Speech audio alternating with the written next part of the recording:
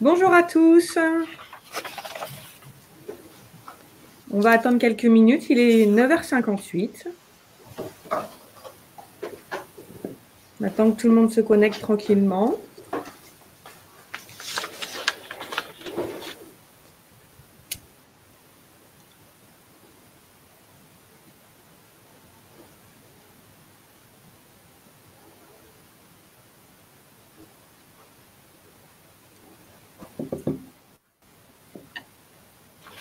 On attend quelques minutes.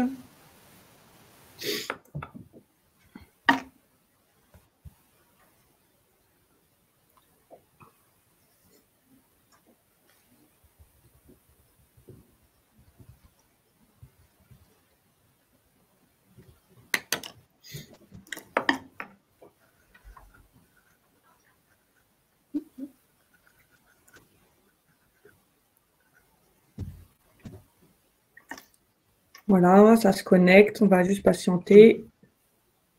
Dernière minute, je suis désolée pour ceux qui sont en avance ou très ponctuels.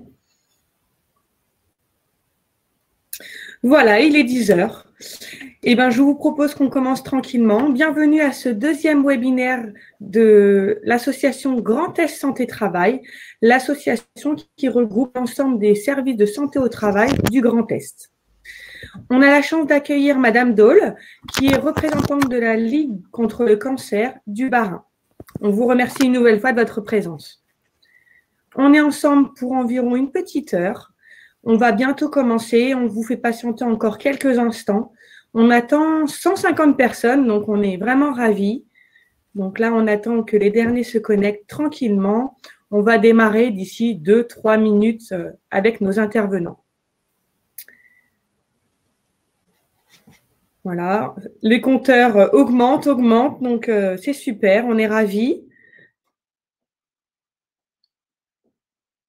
De toute façon, sachez que le lien vous sera envoyé à l'issue du webinaire pour suivre ou revoir cette présentation en replay. Et vous pourrez aussi retrouver sur le site de l'association Grand Est Santé Travail le lien pour visionner et revoir cette présentation.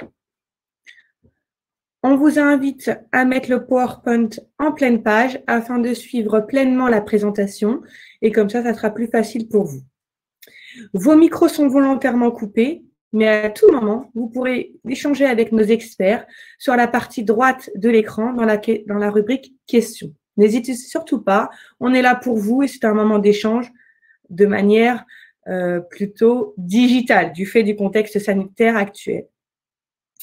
Au fil du webinaire, on aura 2-3 questions en guise de sondage. L'objectif, c'est vraiment de nous aider, d'avoir un retour d'expérience et puis surtout d'analyser notre prestation afin qu'on puisse rebondir sur les prochains événements. Nous comptons sur votre participation et nous vous remercions vivement de vos réponses. Je vous propose qu'on commence tranquillement. Combattre le cancer pour un retour en entreprise serein. Voilà l'objectif de notre matinée. On est ensemble, comme j'ai pu vous le dire, pour une petite heure. Avant même de commencer, nous allons effectuer un tour de table, entre guillemets, virtuel. Donc, je vous présente, je suis Charlotte Barré, responsable qualité en charge de la communication à Reims Santé au Travail. Nous avons ensuite, en bas de votre écran, Madame Gracie Angélique, assistante sociale à la Gestra. Bonjour à tous. Merci Angélique. Nous avons ensuite Annick Villemout, infirmière santé-travail de la Gestra. Bonjour tout le monde. Merci Annick. Suivi de Aurore Claus, qui est infirmière santé-travail à la ST67. Bonjour. Merci Aurore. Et enfin, comme j'ai pu vous le dire en préambule, nous avons le plaisir d'accueillir Julie Dole, la représentante de la Ligue contre le cancer du Bas-Rhin. Bonjour. Merci beaucoup. Donc, l'objectif de ce webinaire, c'est parti, c'est de pouvoir apporter des réponses à vos interrogations pour pouvoir concilier au mieux le travail et le cancer. On va vous donner au fil de l'eau des éléments de réflexion, des pistes d'innovation pour améliorer votre qualité de vie au travail ou celle de vos collaborateurs. Je propose qu'on commence avec quelques éléments chiffrés. Annick, c'est à toi. Le cancer est un sujet crucial pour les entreprises et les salariés. En effet, il touche 382 000 personnes par an, dont une personne sur deux est âgée de moins de 65 ans, donc encore en emploi. Cela représente 400 salariés par jour diagnostiqués d'un cancer. Ce sont des enjeux économiques et sociétaux importants. On peut se rendre compte que l'après-cancer est un enjeu de société qui est devenu problématique puisque les besoins individuels et collectifs sont étroitement liés. Pour illustrer cette interdépendance, on peut signaler que 80% des salariés atteints d'un cancer sont en arrêt maladie pour se soigner, ce qui désorganise les entreprises. Et seuls 42% de ces malades ont bénéficié d'une aide à la reprise, alors que 5 ans après le diagnostic de cancer, 93% des patients en emploi sont retournés travailler. Charlotte va nous présenter le sommaire de ce webinaire. Merci Annick. Donc, après avoir des éléments chiffrés, je propose qu'on s'interroge sur la construction de ce webinaire. Donc, avec nos experts, on a envisagé ce webinaire en 6 parties. La première partie, vous vous demandez pourquoi faire un service de santé au travail. Donc, on va pouvoir apporter quelques éléments de réponse. Puis, nous vous aiderons à savoir et vous expliquer à qui vous devez vous adresser. Parce qu'il y a plusieurs interlocuteurs au sein du service de santé au travail et il n'est pas toujours facile de comprendre le rôle de chacun. En troisième partie, nous aborderons l'importance de la visite de pré-reprise. Enfin, nous aborderons la préparation au retour en emploi de manière individuelle et collective. Grâce à notre partenariat avec la Ligue contre le cancer, nous aurons un témoignage d'entreprise. Et enfin, nous clôturerons sur la charte des 11 engagements qui va vous permettre de mettre en place des meilleures conditions de travail. Mais pourquoi faire un service de santé au travail? Vous vous demandez sans doute, c'est légitime. Désormais, c'est à vous. Annick. La mission d'un service de santé au travail est définie par le Code du travail. Sa mission exclusive est d'éviter l'altération de la santé des travailleurs du fait de leur travail. Son objectif principal est d'être le partenaire privilégié des entreprises et des salariés en matière de santé au travail. Ensuite, notre rôle de service de santé au travail, lequel est-il?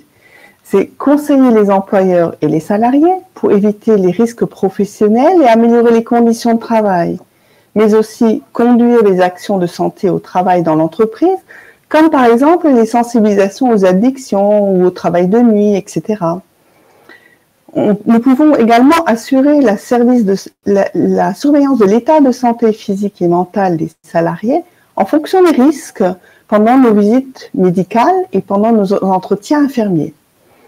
Mais nous participons également au suivi et à la traçabilité des expositions professionnelles et à la veille sanitaire. Nous allons voir avec Charlotte à qui s'adresser pour obtenir l'aide adéquate. Voilà, comme vous l'a dit Annick, donc à qui vous devez vous adresser lorsque vous ou un de vos collaborateurs vient de combattre le cancer. Angélique, c'est à vous. Différents professionnels interviennent dans le cadre du maintien dans l'emploi des salariés, à savoir le médecin du travail, qui collabore avec une équipe pluridisciplinaire, le médecin généraliste, ainsi que le médecin conseil de la caisse primaire d'assurance maladie. Tous ces intervenants contribuent à la prévention de la désinsertion professionnelle. Dans un premier temps, je vais vous parler du médecin du travail. Le médecin du travail peut rencontrer le salarié en arrêt de travail avant une reprise d'activité dans le cadre de la visite de pré-reprise. Cette visite peut être sollicitée soit par le salarié, soit par le médecin conseil ou par le médecin généraliste. Le médecin du travail peut contacter le médecin généraliste du salarié avec son accord. Il peut également étudier avec le salarié les différentes possibilités en termes d'adaptation à son poste de travail ou un éventuel reclassement. Le médecin du travail peut aussi communiquer avec le médecin conseil. Et enfin, il peut transmettre à l'employeur ses recommandations, mais toujours avec l'accord de l'employé. Par ailleurs, Le médecin du travail peut solliciter son équipe pluridisciplinaire afin de réaliser des études de poste dans le but d'améliorer les conditions de travail des salariés. Je vais ainsi vous présenter l'équipe pluridisciplinaire au sein d'un service de santé au travail. Cette équipe assiste le médecin du travail dans ses missions de prévention et de maîtrise des risques. En coordination avec le médecin du travail, elle apporte des expertises techniques dans les différents domaines de la santé et la sécurité au travail. Une équipe pluridisciplinaire peut être composée d'infirmières en santé au travail, de secrétaires médicales, de techniciens en santé et sécurité au travail, d'assistants en santé au travail, d'ergonomes, d'assistants en risques chimiques et toxicologiques, de techniciens handicap, d'épidémiologistes, de psychologues et enfin d'assistantes sociales. La liste est longue. Leurs interventions sont à l'initiative du médecin du travail et font partie des prestations couvertes par votre cotisation sans coût supplémentaire. Chaque service de santé au travail est particulier et dispose de ressources différentes. Aussi, pour en savoir plus, je vous invite à vous rapprocher de votre service de santé au travail dont vous dépendez. Un pôle social peut aussi être intégré au sein d'un service de santé au travail. Ainsi, les médecins du travail peuvent orienter les salariés confrontés à des problèmes de santé susceptibles de menacer leur emploi vers l'assistante sociale qui les accompagnera dans la recherche de solutions adaptées. L'assistante sociale informe, écoute, conseille et oriente les salariés en situation de difficulté sociale liée au travail. Son rôle d'aide participe à la prévention du risque de désinsertion professionnelle et au maintien dans l'emploi par le biais d'actions individuelles et collectives. L'assistante sociale accompagne les salariés tout au long de leur démarche. Elle leur apporte une aide sur mesure. Maintenant, je vais vous présenter un nouvel intervenant qui contribue également au maintien dans l'emploi des salariés. Il s'agit du médecin généraliste. Ce dernier prescrit un arrêt de travail ou sa prolongation selon la situation médicale du salarié. Il étudie les conditions de reprise de travail en tenant bien évidemment compte de l'état de santé du salarié. Il peut être en lien avec le médecin du travail afin d'étudier éventuellement ou prescrire une reprise à temps partiel thérapeutique. Et enfin, le médecin généraliste peut orienter le salarié vers le médecin du travail dans le cadre d'une visite de pré-reprise. Le dernier interlocuteur d'un salarié en arrêt de travail est le médecin conseil qui est employé par la caisse primaire d'assurance maladie. Le médecin conseil émet son avis sur la durée de l'arrêt de travail ou du temps partiel thérapeutique, sur la stabilisation de la pathologie du salarié et le passage éventuel en invalidité, et sur la consolidation d'un accident de travail ou d'une maladie professionnelle. Le médecin conseil informe le salarié sur ses droits. Il peut aussi demander une visite de pré-reprise au médecin du travail. Enfin, le médecin conseil peut convoquer le salarié durant son arrêt de travail pour évaluer son état de santé et sa capacité au travail.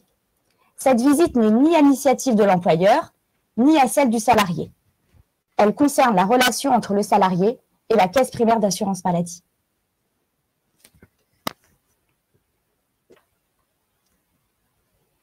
Merci beaucoup Angélique. Ça nous permet vraiment de voir plus clair et de savoir à qui s'adresser. Je propose qu'on fasse un focus et comprendre l'importance de la visite de pré-reprise. Alors, tout à fait. C'est à vous, Aurore. Merci. Et la première question à se poser, c'est justement, qu'est-ce que la visite de pré-reprise? Alors, à mon sens, c'est une visite qui porte assez mal son nom parce qu'elle ne signifie pas que le salarié va reprendre le travail immédiatement après cette visite. Ça, c'est très important. Donc, si on devait la requalifier, ce serait plutôt une visite d'aide et d'accompagnement progressif à la reprise. Parce que trop souvent, les médecins du travail entendent « docteur, je ne peux pas encore reprendre », mais il faut vraiment voir ça plutôt comme un accompagnement vers la reprise que comme une reprise immédiate. Et donc, quel est déjà l'objectif de la visite de pré-reprise? Alors déjà, il y a un prérequis qui est essentiel, c'est qu'il faut être en arrêt maladie de plus de 3 mois et être un salarié qui s'interroge par rapport à sa reprise. Et le but, c'est réellement de préparer le retour au travail en collaboration. Donc, en collaboration avec déjà le médecin du travail, parce que c'est lui qui va réaliser cette visite de pré-reprise, mais comme a pu le dire Madame Grassi, avec toute son équipe pluridisciplinaire, donc effectivement l'assistante sociale ou l'intervenant en prévention des risques professionnels, l'ergonome pour des études de poste, etc. et l'infirmière de santé au travail, bien sûr. Et ça va se faire également en collaboration avec l'employeur. Mais là, il y a quelque chose où il faut faire attention. À la base, l'employeur n'est pas au courant de cette visite de pré-reprise. La visite de pré-reprise, comme ça a été dit avant, est prise par le salarié. Et on demande l'accord du salarié pour prévenir l'employeur de cette visite de pré-reprise et des éventuels aménagements ou adaptations des postes. Mais de prime abord, l'employeur n'est pas prévenu. Et autre chose qui est très important aussi à mon sens, c'est que l'employeur n'a pas connaissance du dossier médical du salarié. En aucun cas, on lui transmet des éléments du dossier médical. Voilà, donc ça, c'est quand même assez important. Ensuite, je ne sais pas. OK. Donc, est-ce que vous pouvez juste passer à la suivante? Je suis désolée. Voilà, désolée. Qui est-ce qui est concerné donc par cette visite de pré-reprise? La visite de pré-reprise, ce qui est important, c'est qu'elle va être conseillée à tout salarié qui est en arrêt de travail, donc soit pour maladie, soit pour accident du travail, et elle est prise à partir du moment où le salarié va penser qu'il va avoir des difficultés pour reprendre son poste de travail, des difficultés qui soient temporaires ou qui soient définitives. Le but, c'est réellement de favoriser le maintien dans l'emploi des salariés après un arrêt de travail. Au cours de cette visite-là, donc le médecin du travail il va pouvoir recommander un certain nombre de choses. Donc, dans un premier temps, ça peut être des aménagements et des adaptations du poste de travail. Donc, ce soit des aménagements, on va dire techniques, une sortie de ligne qu'il faut revoir, du matériel de manutention à mettre en place, etc. Ou plutôt des aménagements au niveau de l'organisation du travail, des horaires, etc. Ça peut également être des préconisations de reclassement. Alors ça va être dans le cas où le salarié ne peut pas reprendre son poste de travail initial. On sait que ses capacités restantes ne nous le permettent pas et de voir quel poste dans l'entreprise peut convenir au salarié pour qu'il soit reclassé. Et dans ce cas-là, parfois, il faut aussi conseiller des formations professionnelles pour effectivement aider le salarié à prendre pleinement ses postes de reclassement. Et c'est aussi de favoriser parfois la réorientation professionnelle. Quand on sait que dans des très petites entreprises, il n'y a pas de poste possible de reclassement, c'est déjà d'orienter vers une réflexion sur de la réorientation professionnelle. Alors, en soi, cette visite de pré-reprise, pourquoi est-ce qu'il faut la demander? Alors, le but premier, c'est vraiment d'échanger sur sa situation.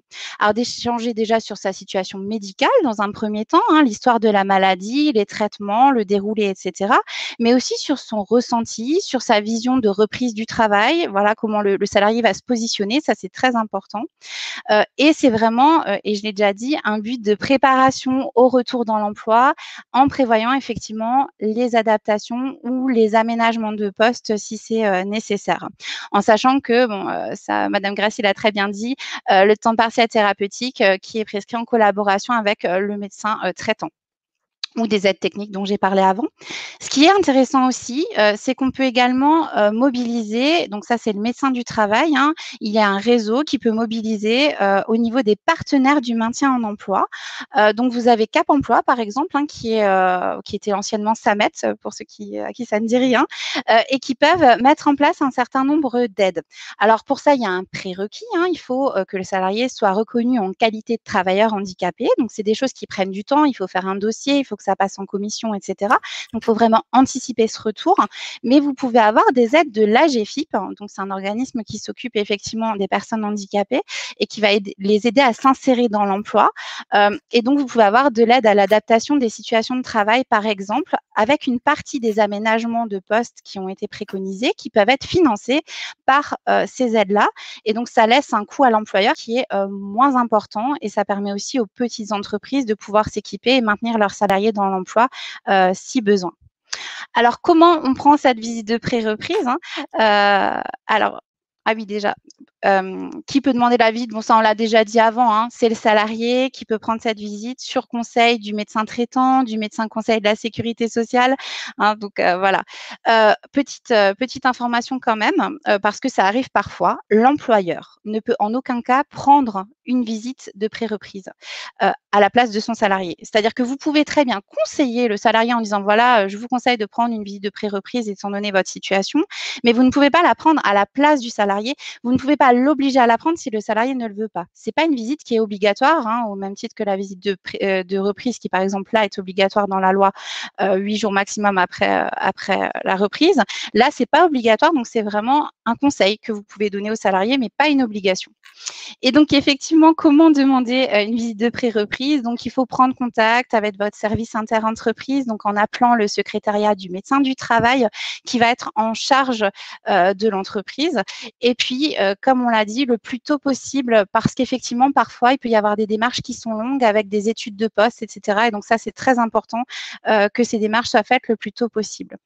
Petite question qu'on a aussi souvent et qui nous reviennent, est-ce que l'employeur sera au courant? Alors ça, j'ai déjà un petit peu répondu dans un premier temps, non. Mais forcément, s'il faut un aménagement de poste, effectivement, à ce moment-là, il va falloir que l'employeur soit dans la boucle et du coup, on demande l'autorisation au salarié de prévenir l'employeur. Et à ce moment-là, il y a un échange entre le médecin du travail et l'employeur. Est-ce que la visite est payante? Alors non, pas du tout. Pas besoin de sortir ni la carte vitale ni la carte bleue. L'employeur, en fait, paye un forfait par salarié par année. Et en fait, quel que soit le nombre de visites, ce forfait prend ça en compte. Donc, on ne demande rien à la sortie. Vous pouvez venir sans problème. Il n'y a aucun souci. Merci beaucoup, Aurore, pour ce focus sur la visite de pré-reprise. Je propose qu'on fasse on s'interroge tout simplement sur la préparation au retour à l'emploi du collaborateur, que ça soit de manière individuelle ou collective. Madame Dole, c'est à vous. Merci Charlotte. Alors du coup, je vais démarrer cette partie-là en vous donnant quelques chiffres qui font un petit peu l'état des lieux par rapport au tabou finalement du cancer en entreprise, où vous voyez qu'il y a effectivement des représentations qui sont différentes de la maladie entre les salariés et les employeurs, parce que comme vous le voyez, la plupart des salariés, qu'ils aient eu ou non un cancer, se sentent mal à l'aise à l'idée d'évoquer cette thématique ou la thématique du cancer en entreprise, alors que au niveau des dires des chefs d'entreprise, on est sur quelque chose qui est moindre, où il y aurait une ouverture d'esprit qui est plus importante. Donc voilà, c'était effectivement pour vous donner quelques chiffres sur ce côté où le cancer reste quelque chose d'assez compliqué à parler en entreprise. Mais effectivement, pour rentrer plus dans le vif du sujet par rapport à cette importance donc du retour à l'emploi pour le salarié, parce que c'est une étape qui est très importante, cette reprise d'activité professionnelle. Pour la personne, pour le salarié, ça va lui permettre en fait de retrouver une place dans la société et du coup de se décoller de ce statut de malade, de retrouver son identité professionnelle, chose qui est très importante à l'heure actuelle et notamment en France. L'identité professionnelle est quelque chose de très important.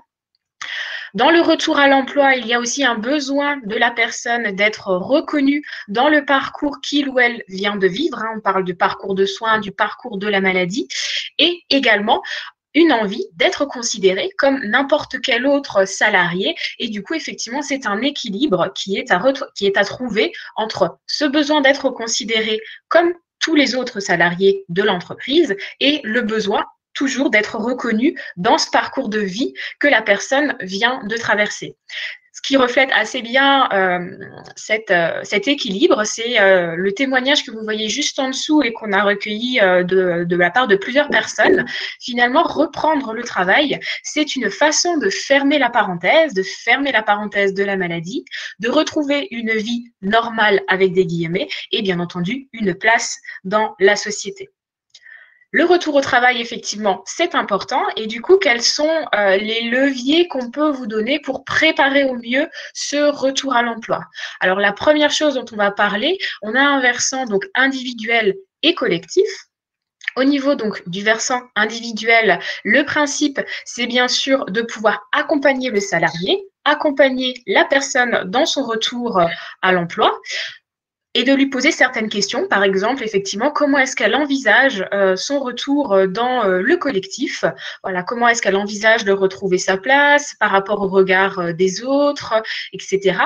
Et ce qui est aussi très important, c'est de pouvoir la tenir au courant de ce qui a changé peut-être dans le collectif depuis le début de son arrêt, que ce soit dans le collectif de travail ou bien même au sein même de l'entreprise, parce que les personnes très souvent sont en arrêt maladie peut-être depuis un an, et donc ont quitté l'entreprise depuis un an, et effectivement, on peut avoir beaucoup de changements qui se sont produits lors de cette période-là, et effectivement, de pouvoir tenir au courant la personne de tous ces changements-là, ça permet aussi de pouvoir revenir de manière plus sereine et de ne pas être obligé d'avoir à intégrer tous les changements le jour même de la reprise effective, je dirais. On a également un versant donc collectif, où là, il s'agit d'accompagner le collectif de manière générale, c'est-à-dire la hiérarchie, peut-être les collègues, et effectivement, quoi dire, quoi faire dans pour accompagner ce collectif-là. Donc, effectivement, pouvoir faire un travail en amont est très intéressant par rapport au collectif pour que le retour soit mieux préparé. Travailler sur les représentations du cancer est également un bon levier, parce qu'effectivement, à l'heure actuelle, vous l'avez vu dans les chiffres précédents, que le cancer reste quand même encore très tabou en entreprise, et effectivement, on a une représentation du cancer qui est encore assez négative par rapport aux mots qu'on associe à cette représentation-là, d'où aussi l'importance de pouvoir créer des espaces de discussion pour pouvoir échanger justement autour de tout ça, dans toujours cette optique de pouvoir rassurer tout aussi bien le collectif qui va accueillir le salarié qui revient que la personne, le salarié qui va revenir. Qu'est-ce qu'on peut encore vous proposer donc au niveau des leviers pour favoriser le maintien ou le retour dans l'emploi? Eh bien, la première chose encore qu'on peut vous proposer, c'est de maintenir le lien ou de proposer de maintenir le lien avec le collaborateur. Il y a une notion également de temporalité qui est très importante, et donc de pouvoir être disponible pour la personne et de lui laisser la porte ouverte, c'est quelque chose qui nous semble très important. Par rapport à cette idée de temporalité, lorsque la personne reçoit son diagnostic de cancer, c'est à elle de devenir l'annonceur de sa maladie aux autres. Et c'est vrai qu'en milieu professionnel, cela peut être déroutant, ou du moins pour certaines personnes, cela peut mettre beaucoup de temps avant de devenir l'annonceur de sa maladie. Et donc effectivement, de pouvoir laisser la porte ouverte à la personne, de pouvoir lui proposer de revenir quand ce sera le moment pour elle, quand ce sera le temps pour elle, c'est très intéressant. Peut-être aussi lui proposer de trouver une personne liante au sein de l'entreprise pour qu'il n'y ait qu'une seule personne référente qui puisse donner de la visibilité par rapport au traitement, par rapport à là où en est la personne à l'heure actuelle.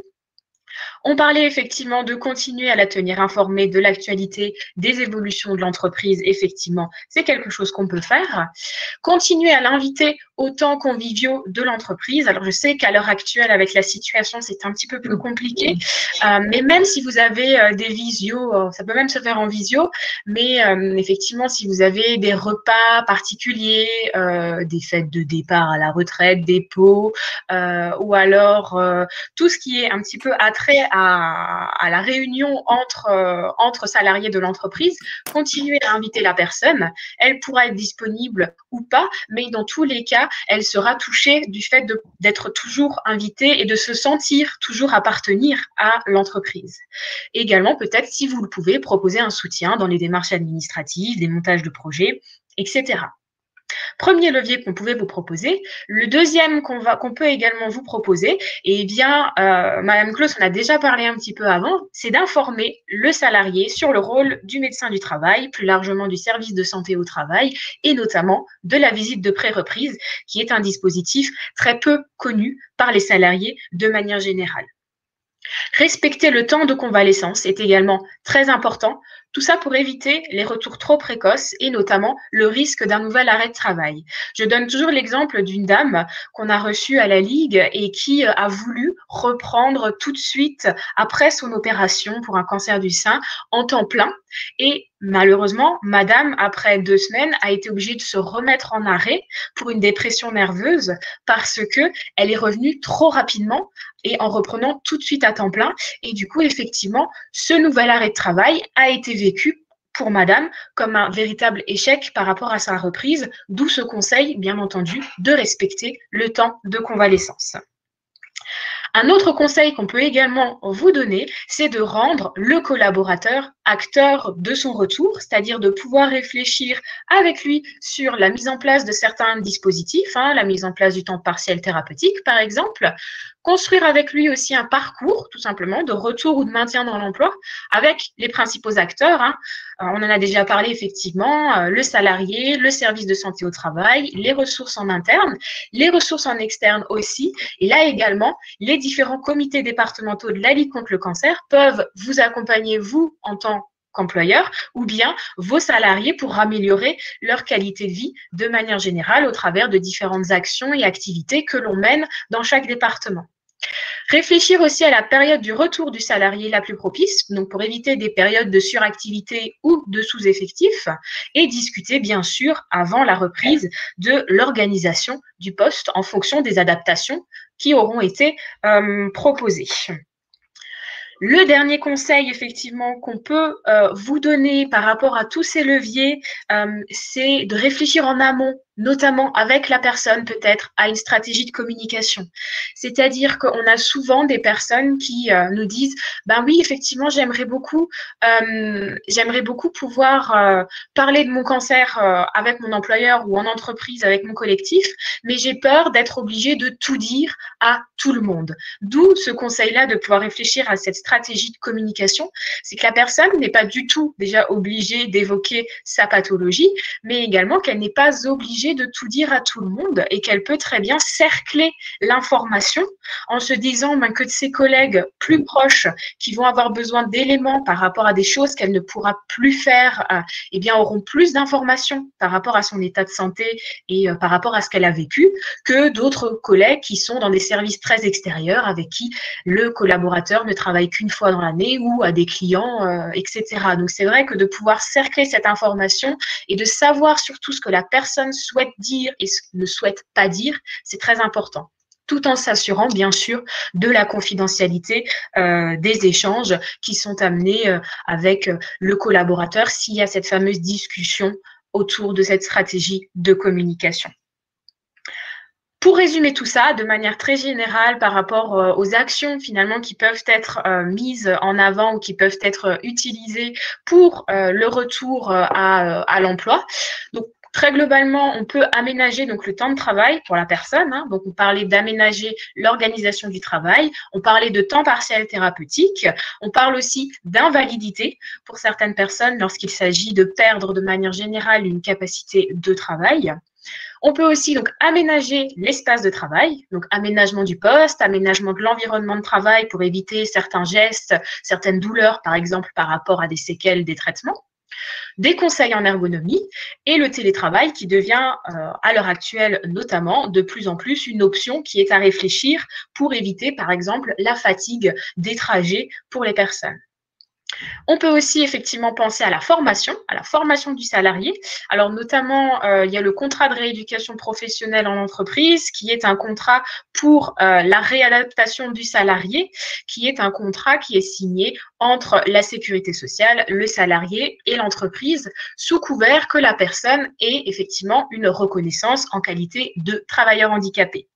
Également, vous avez peut-être aussi en interne des outils qui peuvent être proposés, comme du bilan de compétences, de la formation, peut-être de la formation vis-à-vis d'une remise à niveau en outils numériques. C'est quelque chose qu'on entend effectivement très souvent, nous, à la Ligue, ce décalage, par exemple, par rapport à des outils numériques.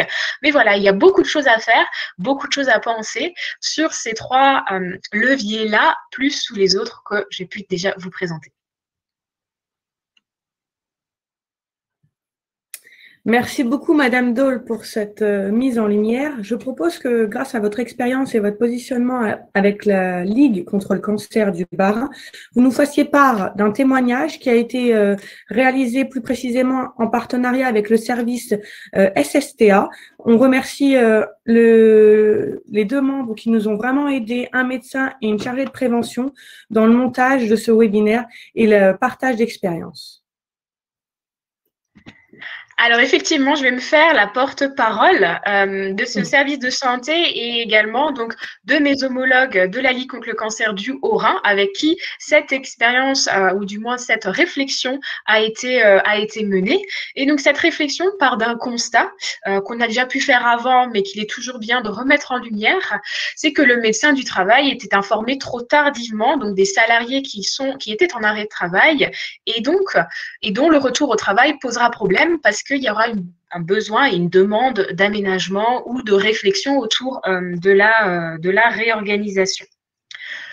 Donc, suite à ce constat-là, il y a eu donc un partenariat qui a été mis en place, donc partenariat de groupe, dont je vais vous parler, qui est un partenariat qui s'est mis en place avec mes homologues, comme je vous le disais, du Haut-Rhin, avec une présentation donc des missions du service de santé au travail et une présentation de la Ligue contre le cancer, des équipes et des missions qui étaient déployées dans le département et des actions, des activités qui étaient mises en place.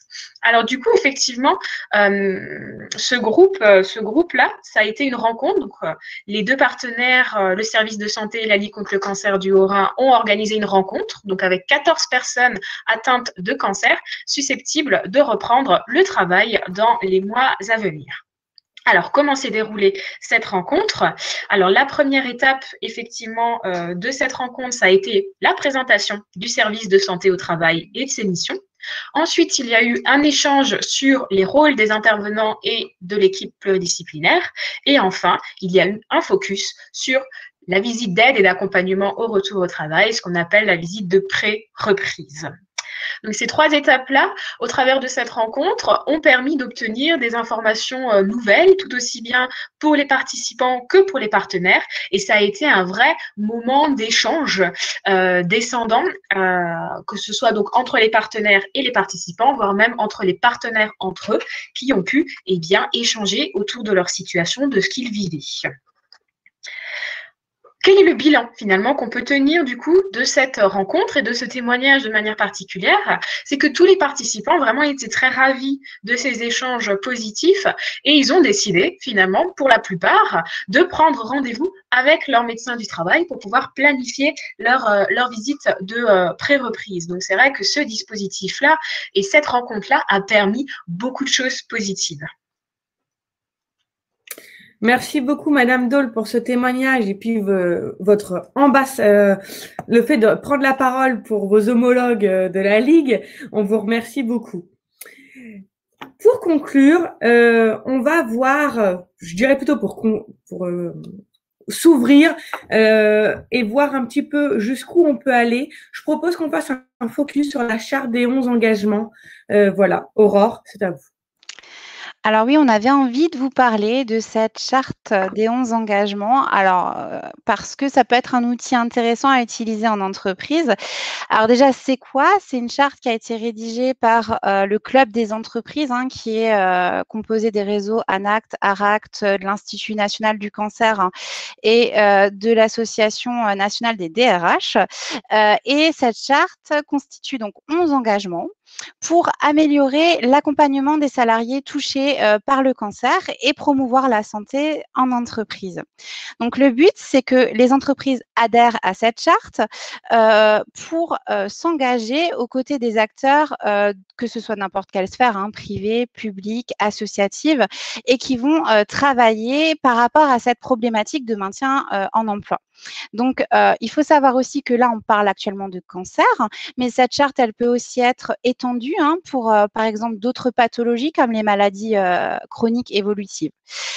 Donc, ce qui est intéressant dans cette charte, dont je vais vous détailler un petit peu le contenu après, c'est qu'elle permet de communiquer auprès de l'ensemble des acteurs de l'entreprise, c'est-à-dire la direction, les managers, mais aussi les salariés, ça c'est très important, ou les instances représentatives du personnel. Donc, cette charte se décompose en 4 grandes parties. La première qu'on vous a mis, donc, c'est accompagner le salarié dans le maintien et le retour en emploi. Ça, c'est vraiment une manière d'anticiper le maintien et le retour en emploi des personnes malades pour faciliter leur adaptation et d'adapter l'organisation en fait en fonction de la situation du salarié et d'améliorer également ses conditions de travail.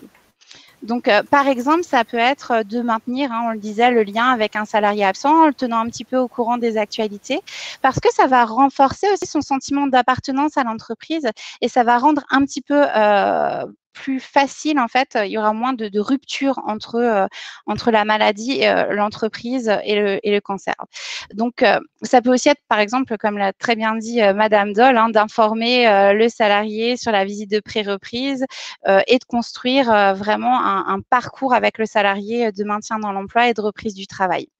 La deuxième grande partie, c'est tout ce qui est former et informer les parties prenantes de l'organisation. Donc ça va être vraiment un but précis d'inverser le rapport à la maladie. On a tous des représentations sur le cancer et ça va être d'inverser ces rapports-là pour pouvoir informer les acteurs de l'organisation, donc de l'entreprise, sur les effets des pathologies cancéreuses, parce qu'il n'y a pas qu'un cancer, il y a des cancers, les effets peuvent être différents, et aussi de les informer des conséquences possibles sur le travail pour que ce soit compris et entendu. Le troisième grand thème, c'est la promotion de la santé. Alors ça, c'est assez simple et ça peut être fait d'ailleurs par les infirmiers d'entreprise quand c'est des entreprises assez grandes.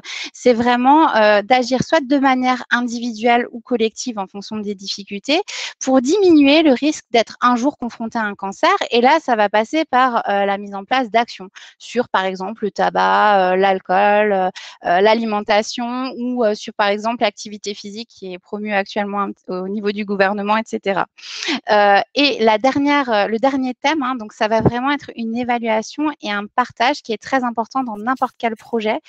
C'est de faire des retours d'expérience, des partages des bonnes pratiques, des bons moyens d'évaluer l'efficacité des dispositifs qui ont été déployés et puis de pouvoir réajuster les actions également à ce moment-là. Donc, c'est vraiment de faire un bilan du suivi des actions. Donc, ça, c'est pour la charte d'engagement. Et on voulait aussi vous donner un autre outil qui a été publié récemment donc, par l'AGEFIP, donc l'Association de gestion des fonds pour l'insertion professionnelle des personnes handicapées, qui ont publié un document d'observatoire de l'emploi et du handicap sur justement concilier travail et cancer. Donc, c'est un document de 16 pages qui a pour but de vous donner plusieurs pistes. Donc, il y a des pistes sur l'amélioration, l'accompagnement des salariés touchés par un cancer. Il y a des témoignages aussi d'entreprises sur certaines mises en place qui peuvent vous aider également au niveau, par exemple, RH. Voilà, donc il y a plusieurs choses de sécuriser les parcours professionnels pendant et après le cancer. Donc, tout ça, c'est téléchargeable. On vous a mis le petit lien en bibliographie. Merci Aurore, merci beaucoup. Je vais lancer la première question sur le sondage. Donc, n'hésitez pas à prendre la main. C'est vraiment important pour nous. Donc, voilà, elle est en ligne. Et je reprends la main. Voilà. Donc, de toute façon, en résumé, si vous avez besoin de toute information, besoin d'informations, n'hésitez pas, contactez votre service de santé au travail. Comme on vous a dit, le webinaire est présenté par l'association Grand Est Santé Travail. Donc, ça regroupe l'ensemble des services de santé au travail de toute la région Grand Est. Donc, focalisez-vous sur votre service sur lequel vous dépendez. On est là pour répondre à toutes vos interrogations. Au niveau de la Ligue, donc toute demande concernant la Ligue contre le cancer, donc eux, ils parlent en comité en fonction de votre département. On vous a fait un focus, il existe sur leur site internet, donc le site sera accessible via le replay et au niveau des ressources. Il existe une carte avec l'intégralité des comités départementaux ainsi que les espaces de ligue. Donc c'est une carte interactive. En vous rapprochant de la zone concernée, vous avez l'ensemble des contacts. N'hésitez pas, ils sont vraiment là pour vous aider. En tout cas, sachez qu'on vous remercie pour votre attention. On va procéder aux questions-réponses. Il y a eu beaucoup de questions, donc vraiment, on est vraiment ravis. Il y en a qui ont été répondues directement, d'autres, on les a gardées volontairement pour qu'il y ait un semblant d'échange virtuel. Avant de passer aux questions, un Save the Date, le bruit en entreprise. Écoutez, on vous dit tout. Donc, c'est le prochain webinaire GEST. Donc, c'est le 3e webinaire de 2021, le 9 mars à 14 h. On compte sur vous et on sera vraiment ravis de vous retrouver pour ce nouvel événement. Donc, je me remets au niveau des questions. Donc, préparez-vous nos experts parce que ça va être pour vous, hein, parce que moi, je fais juste le porte-parole de nos adhérents. Alors, je vais les reprendre dans l'ordre. Alors, il y a une personne qui nous a demandé en début de webinaire,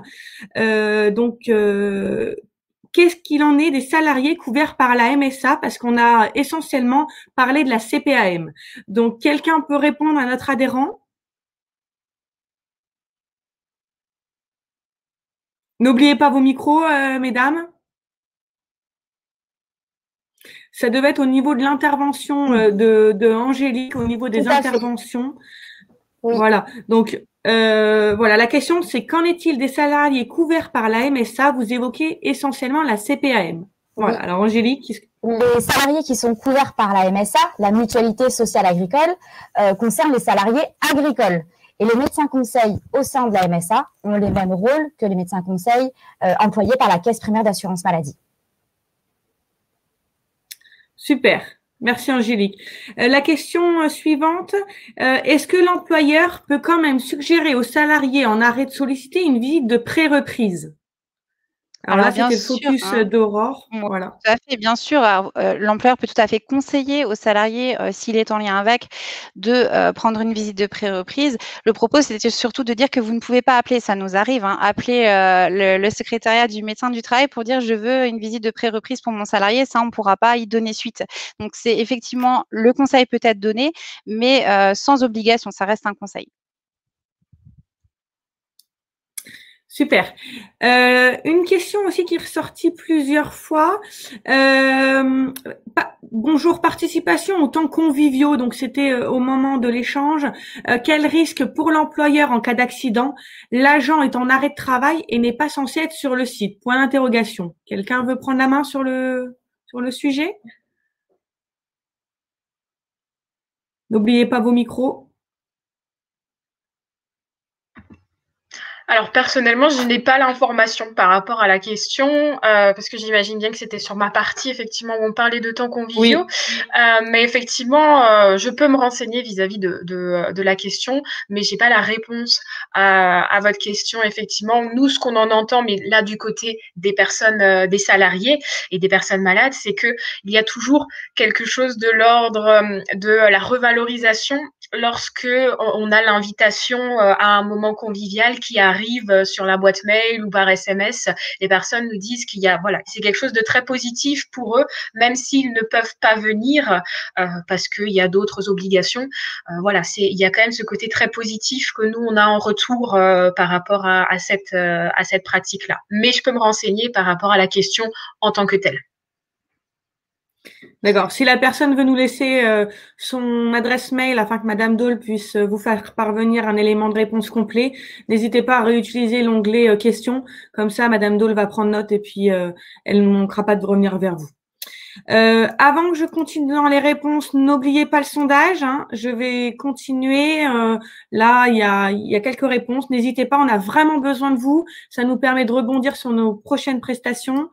Et puis, c'est surtout que je vais mettre une prochaine question. Donc, hop, vraiment, c'est un jeu d'échange.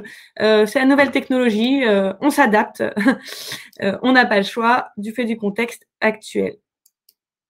Alors, je reprends une question. Donc là, Madame Do, le mail vient d'être noté hein, par l'adhérent. Il y a une personne qui demandait d'avoir les références. Donc, Aurore, peut-être, si c'est possible de reprendre la main, sur les références qu'on a citées sur le dossier travail et cancer. Donc, est-ce que c'est peut-être possible de le redire une nouvelle fois pour l'ensemble de nos adhérents? Alors bien sûr, j'ai mis le lien pour par rapport. Moi, j'ai répondu aux questions, mais vous retrouvez de toute façon déjà une partie des liens en bibliographie de ce webinaire. Effectivement, donc vous avez la charte que je peux également vous mettre en lien et sur l'AGFIP, c'est pareil, donc c'est conseiller travail et cancer. Hein, c'est une publication. Si vous cherchez publication Observatoire de l'emploi et du handicap, AGFIP, conseiller travail et cancer, vous tombez dessus. Hein. Mais il me semble que le lien est aussi dans la bibliographie. Donc voilà, on pourra vous pourrez aller voir. Il n'y a pas de souci. Ok, donc là, il y a Madame Doyle qui est en train de répondre à une question, donc on y reviendra juste après. Une question qui nous est posée plusieurs fois, est-ce qu'il existe un contrat de rééducation, alors si tout le monde écrit en même temps, ça me fait tout sauter, est-ce qu'il existe un contrat de rééducation professionnelle en entreprise? Est-ce que quelqu'un, en fait, la personne n'a pas vraiment compris, est-ce que c'est possible de développer et de reprendre ce qui a été développé Alors moi, je peux développer tout au long si du vous webinaire. voulez.